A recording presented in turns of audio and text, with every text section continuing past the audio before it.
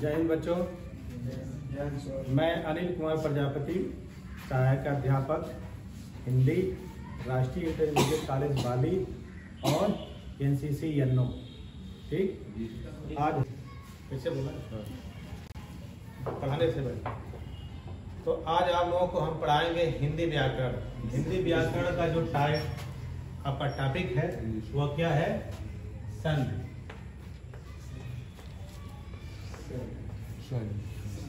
संधि आपको पढ़ाया जाएगा। संधि का मतलब आप समझते हैं? जी सर। संधि किसको कहते हैं? दो वर्डों को मिलाकर जो मिलकर बनता है। दो वर्डों के मिलाने से नहीं होता है। दो वर्ड तो कहीं कहीं के भी हो सकते हैं। दो निकटवर्ती वर्डों को मिलाने से जो विकार या परिवर्तन होता है उसे ही हम संधि कहते हैं। आप दो रस्सियों को जोड़ेंगे तो उनमें मेल तो हो गया, उसमें कुछ परिवर्तन भी होता है, गांठ पड़ जाती है। तो इसी तरह जब दो निकटवर्ती शब्द आपस में मिलते हैं, वर्ड मिलते हैं, उन वर्डों के मिलने को क्या कहते हैं? संधि कहते हैं। अब आप जानते हैं कि संधि कितने प्रकार की होती है? तीन प्रकार की होती है। संधि तीन प्रकार की होती है। पहला क्या है? स्वर संधि। दूसरा होता है व्यंजन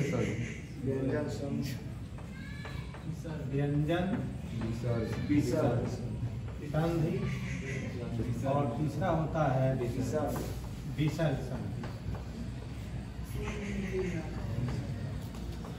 ठीक है जी सर। ये तीन संधियां होती हैं। अब आइए आप टॉपिक पे स्वर संधि किसे कहते हैं?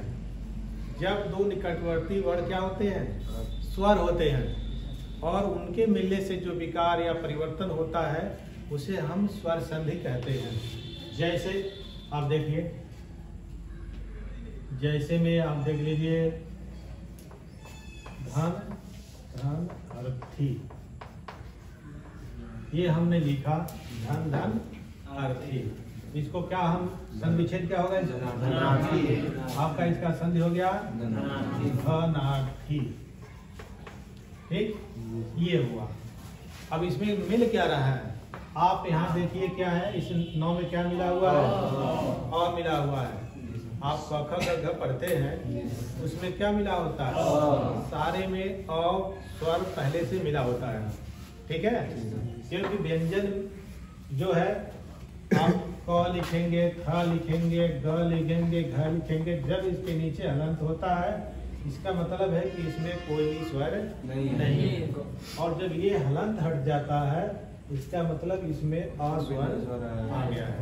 ठीक, तो इसमें क्या है? अ है और प्लस अ प्लस अ, ये क्या हो जाता है? आ हो जाता है। इसीलिए यहाँ दो स्वर आपस में मिल रहे हैं, इसे हम क्या कहते हैं? स्वर संधि बोलते हैं। ठीक है, इसमें दो स्वर आपस में मिल रहे हैं। ठीक है, अब आइए व्यंजन संधि किसे कहते हैं? व्यंजन संधि उसे कहते हैं जब किसी व्यंजन वर्ण का किसी स्वर अथवा व्यंजन से मेल होता है। व्यंजन वर्ण का किसी स्वर अथवा व्यंजन से, ठीक है, यानी दोनों से होता है। स्वर से भी हो सकता है और व्यंजन से भी हो सकता है। किसका मेल होगा? व्यंजन का। जब या जहाँ हम ये कह सकते हैं कि जहाँ किसी व्यंजन वर्ण का मेल किसी स्वर अथवा व्यंजन से होता है तो वहाँ पर क्या होता है? व्यंजन संधि होती है। जैसे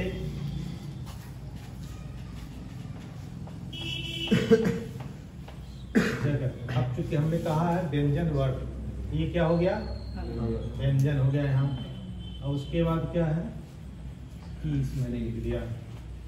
ठीक है, इसका क्या हो जाएगा? संधि क्या होगा? जगदीश।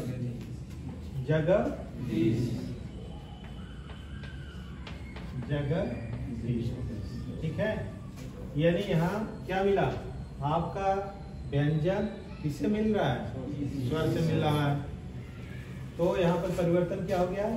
जगदीश के रूप में हो गया। जो संधि बना शब्द वो हो गया जगदीश।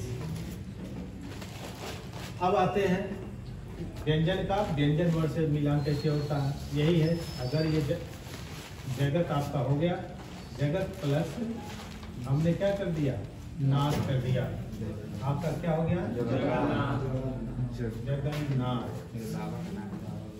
ठीक। अब यहाँ क्या मिला, यहाँ व्यंजन है और यहाँ भी व्यंजन है, यहाँ भी व्यंजन है और यहाँ व्यंजन, ये दोनों व्यंजन आपस में मिले और परिवर्तन हो गया जगन्नाथ के रूप में। ठीक है। तो परिभाषा के अनुसार हमने क्या बताया था कि व्यंजन, जब कोई व्यंजन क्या होता है, किसी स्वर से अथवा किसी व्यंजन से मिलता है और उसके मिलने से जो विकार या परिवर्तन होता है उसे हम व्यंजन संधि कहते हैं। अब आ जाइए, विसर्ग संधि किसे कहते हैं। विसर्ग संधि का मतलब होता है जब किसी विसर्ग का मेल किससे होता है, किसी स्वर अथवा व्यंजन से होता है। विसर्ग का विसर्ग मेल नहीं होता, विसर्ग का किसी स्वर से अथवा व्यंजन से मेल होता है। ठीक। जैसे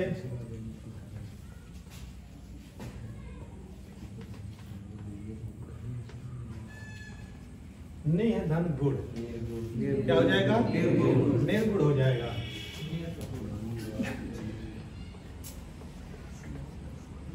ठीक है। तो यहाँ किसका मेल हो गया, व्यंजन के बाद यहाँ क्या है, विसर्ग के बाद यहाँ क्या है, व्यंजन। ठीक है। इसलिए यहाँ विसर्ग का ड्रॉ के रूप में परिवर्तन हुआ है। ये जब विसर्ग संधि पढ़ाया जाएगा तब इसमें बताया जाएगा।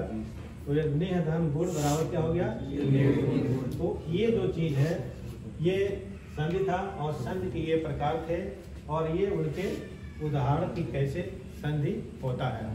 अब ये जो संधि बन रहे हैं इन्हीं को अलग करने की क्रिया को हम क्या बोलते हैं, संधि विच्छेद बोलते हैं। ठीक है। यानी हम पहले जोड़ते हैं तो वो संधि कहलाती है, जब उसी को हम अलग अलग कर देते हैं, तोड़ देते हैं, दो पार्ट कर देते हैं तो उसे हम कहते हैं संधि विच्छेद। ठीक है।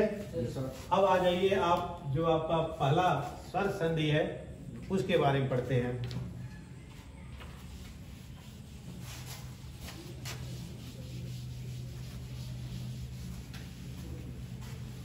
स्वर संधि।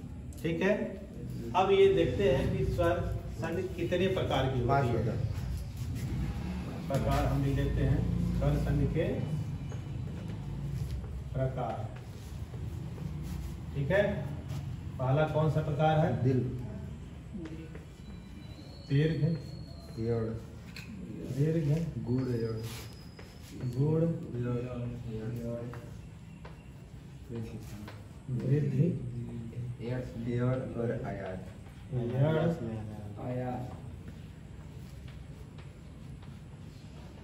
आया। ठीक है। ये 5 भेद माने जाते हैं या प्रकार माने जाते हैं। अब आते हैं हम पहला, आप इसको नोट कर लीजिए कापी पर। तो हम पहला स्टार्ट करें।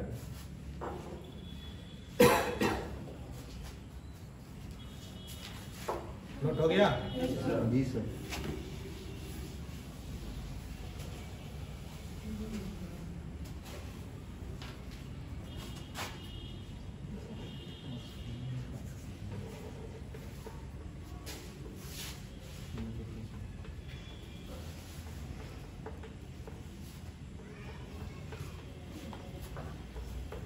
नियम, दीर्घ संधि के क्या क्या नियम है।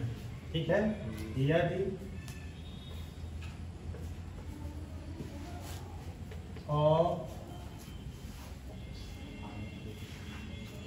या के बाद कोई असमान, के बाद कोई असमान, पुनः या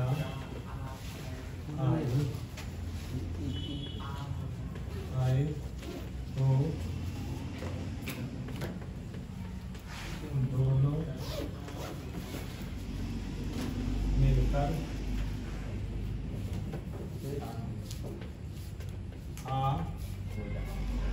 हो जाते हैं। ठीक। ये नियम समझिए, पहला हो गया इसका। फिर इसी में है यदि ई या बड़ी के बाद ठीक है, बड़ी के बाद सब में एक ही कर दीजिए। कर दें एक का भी कर दीजिए। ई या ई के बाद ना ई है यहाँ पर ई ई या बड़ी या इसमें मिलकर क्या हो जाएगा? बड़ी ठीक। इसी प्रकार यदि ऊ या बाऊ के बाद पुनः ऊ या बाऊ आए तो क्या हो जाएगा? बड़ा ऊ हो जाएगा। चौथा है यदि री या बड़ी री के बाद पुनः री या बड़ी री आए, जिसको हम बड़ी कहते हैं उसको हम दीर्घ भी बोल सकते हैं। ठीक, तो हम इसे क्या बोलते हैं? ये दीर्घ भी हो जाता है। पहले नियम पे यदि अ या आ के बाद पुनः क्या आ गया? अ या आ आए, इसको हम सजाती वर्ण स्वर कहते हैं। ठीक है, तो दोनों मिलकर, दोनों आपस में मिलकर क्या हो जाते हैं? आ हो जाते हैं। अब उदाहरण देखिए, जैसे हमने अभी आपको दिखाया था, लिखा था धन धन अर्थी। ठीक, ये हो गया धनार्थी। अब ये मिला कैसे? ठीक है, इसको आप देखिए, यहाँ भाव को मैंने अलग किए कर दिया, नौ को भी मैंने अलग किया तो अस्वतंत्र हो गया। यही तो है ये, इसी को मैंने तोड़ के रख दिया। प्लस क्या हो गया? ये आपका अर्थी है। अब कह रहा नियम क्या कहता है? यदि अ के बाद पुनः अ आता है तो दोनों मिलकर क्या हो जाएंगे? आ हो जाएंगे। ठीक, आ हो गया। अब ये आ जो बना, इसको स्वर की आवश्यकता है। ये आ इसमें आकर मिल जाएगा, इस नौ में आकर यह आ मिल जाएगा। ये क्या हो जाएगा? ये हो गया धना। बचा क्या है आपका? ये हो गया धनार्थी। ठीक है, यानी कहने का तात्पर्य है अ आ की प्रक्रिया में या तो अ लिखिए ऐसे तब भी आ होना है, या अ प्लस आ लिखिए तब भी आ होना है, आ प्लस अ रहेगा तब भी आ होगा, और दोनों अगर आ जाता है तब भी आ ही होगा। यानी किसी भी परिस्थितियों में जो सजाती वर्ण है जब मिलेंगे तो अपने दीर्घ रूप में हो जाते हैं। अभी एक आपने इसका पढ़ा, अब आते यहाँ देखते हैं। जैसे मैंने धन को ही लिया था, अब मैं आलय कर दिया, ये बन गया क्या है? धनालय। ठीक है, यहाँ भी क्या है? यहाँ का अ और यहाँ का आ, ये दोनों मिलकर क्या हो गए? आ हो गए। ठीक, यहाँ बचा क्या था? आपकी से अलग हुआ था, ये आ का इसमें मिलेगा, ये तो क्या हो जाएगा? धना हो जाएगा। धना। अब बचा क्या आपका? ये आपका धना। समझ में आ रहा है? पूरे तोड़ के मैं इसको बता रहा हूँ, इसको अच्छी तरह से आप लोग समझ लीजिए कि कैसे परिवर्तन, कहाँ परिवर्तन, किस कारण परिवर्तन हो रहा है। ठीक,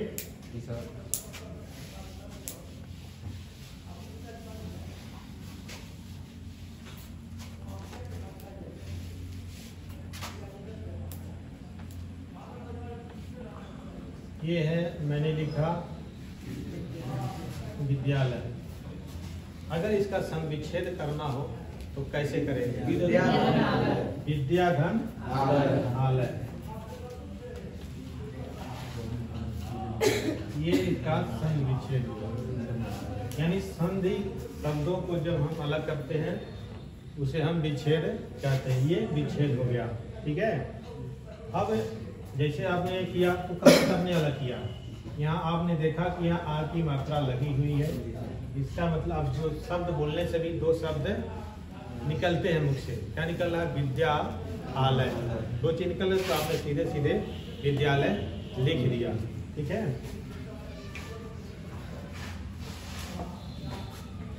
ये तो आपका आ का हो गया, ठीक है। अब इसमें क्या मिला था? आपका आ मिला था और आ मिला था, दोनों मिलकर आ हो गए थे, ठीक है। उसमें भ्रमित मत होइए कि आ मिल गया तो फिर कैसे आ होगा। वही उसकी अंतिम सीमा है, यानी आ और आ मिलकर आ ही हो गया। उसके अलावा सर अर्जुन का क्या होगा? अर्जुन का अर्जुन कहाँ है? किसमें आ गया? नहीं पता। नहीं, हर शब्द का संधि नहीं होता है, ठीक है। अर्जुन का कहाँ होता है? हर शब्द का संधि नहीं होता है। अब आइए आप ई का, ठीक है। नियम क्या कह रहा है? यदि ई और ई के बाद ई और ई आए तो दोनों मिलकर बड़ी ई हो जाता है, ठीक है। यानी ई के बाद ई आना ही चाहिए दीर्घ संधि में। कोई दूसरा अगर स्वर आ गया तो फिर वह दूसरा स्वर हो जाएगा, तब ई का य हो जाता है, ठीक है। उसको हम यड़ संधि बोलते हैं। लेकिन यहाँ ई और ई के बाद पुनः ई और ई ही आनी चाहिए, ठीक है। वो अपने दीर्घ रूप यानी ई में, बड़ी ई में परिवर्तित हो जाता है। जैसे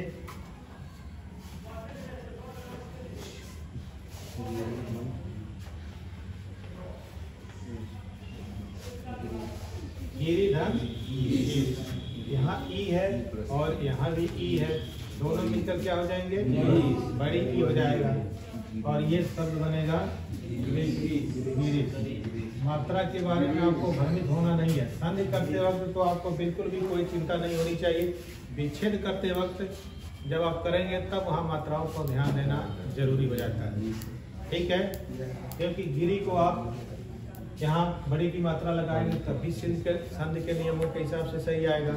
लेकिन आपको देखना है कि शुद्ध शब्द क्या होता है, ठीक है।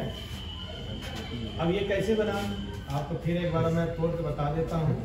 ये आपका हो गया गिर और ई अलग हो गया, और क्योंकि यहाँ छोटी की मात्रा है ई हो गया प्लस ई, और आपका क्या बचा? इन दोनों का हमने क्या कर दिया? बड़ी ई कर दिया। इसको स्वर की आवश्यकता है, क्योंकि कोई स्वर अगर कोई व्यंजन है उसके बाद कोई स्वर अगर स्वतंत्र अवस्था में है, वह स्वर उस व्यंजन में मिल जाएगा। ये इसमें आकर जुट जाएगा, ये हो जाएगा गिरी, ठीक है। ये हो गया गिरी, ठीक। आपका ये हो गया गिरीश।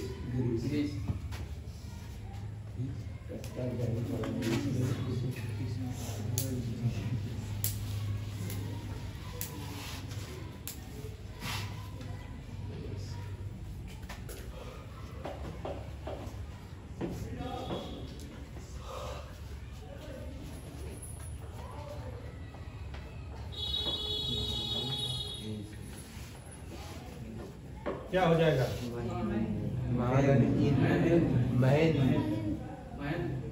क्या होगा? सर महेंद्र होगा। क्या होगा बताइए आप?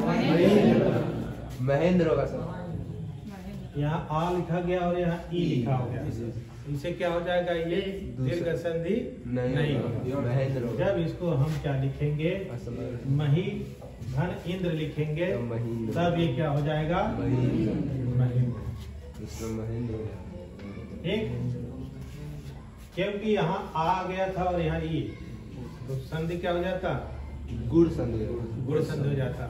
लेकिन हमको यहाँ ई चाहिए और यहाँ भी ई चाहिए, इसीलिए क्या होगा? यहाँ पर महेंद्र होगा, ठीक है। अब ये नहीं कि मैं दीर्घ पढ़ा रहा हूँ, कोई भी दे दूँ तो आप लोग कह दीजिए नहीं इसका यही होगा, इसीलिए मैं उसको लिखा। देखें आपका दिमाग कैच करता है कि नहीं करता है। ठीक, मही धन इंद्र महेंद्र हो गया। ठीक है, तो ई का आप समझ गए, दो उदाहरण से ही आप समझ गए होंगे कि इसका संधि कैसे होता है। अब आइए आपका जो तीसरा नियम है बड़ा ऊ। ठीक है, इसका देखिए क्या नियम कह रहा है कि यदि ऊ या ऊ के बाद पुनः ऊ या ऊ आए तो क्या होता है, दीर्घ ऊ हो जाता है। जैसे बड़ा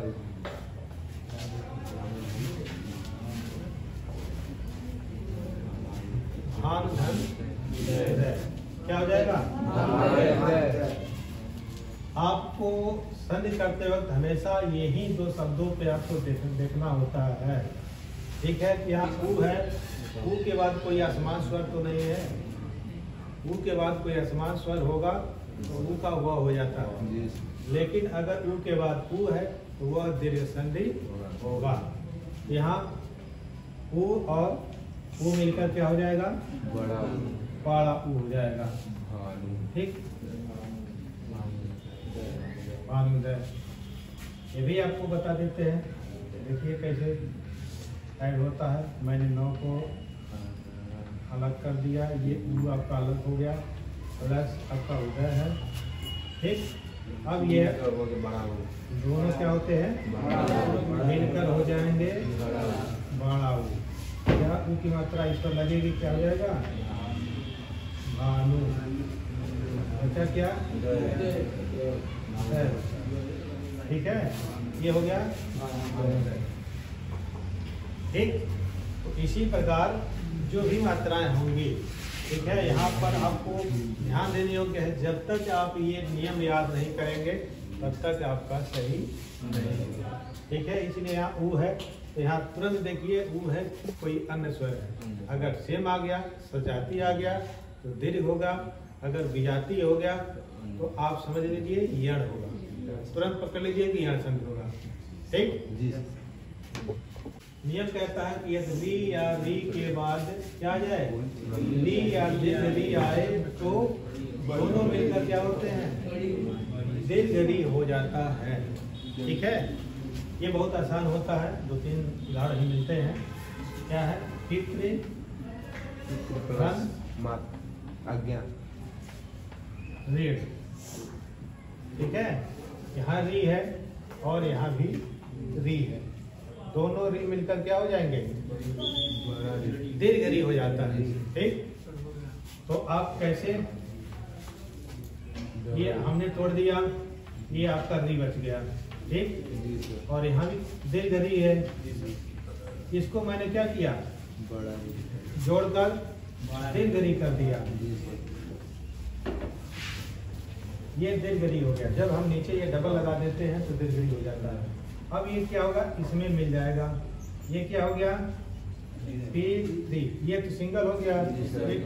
जब इसके नीचे हम डबल कर देंगे ये दीर्घ री हो जाता है। बचा आपका ये क्या हो गया, ठीक है। इसी प्रकार आपका मातृधन ऋण है, ये भी क्या हो जाएगा, मातृ। ठीक है, इसका संधि ये हो जाएगा। तो ये आपका दीर्घ संधि है, इसको आप लोग बढ़िया समझ के।